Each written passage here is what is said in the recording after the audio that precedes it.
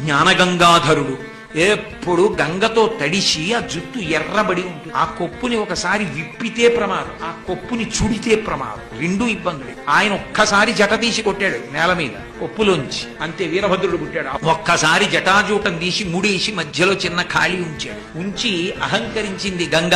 ఆ పడుతున్న గంగని గమనించాడు. అహంకారంతో వస్తోంది, పడు నీ సంగతి చూస్తానన్నాడు. సంవత్సరముల పాటు పడుతూనే చుక్క నీరు కింద పడ కట్టేశాడు జటాజూటం. అలా కట్టేస్తే రావణాసురుడు దాన్ని దర్శనం చేశాడు. జటాటవీగలజ్జల ప్రవాహ పావిత స్థలే గడేవలం జలంబితం భుజంగతుంగమాలికం ఢమఢమఢమఢమన్ నినాదమడ్డవర్పయం చకార చండ తండవం తనోతున శివ శివం జటాకటాహ సంభ్రమ భ్రమాన్నిలింప నిర్ఝరీ విలోల వీచి వల్లరి విరాజమానముద్ధని అని ఆయన తాండవం చేస్తున్నప్పుడు బిందె పెట్టుకుని తిరిగితే నీళ్లు ఎలా తిరుగుతాయో జటాజూటంలో నీళ్లు ఎలా తిరుగుతూ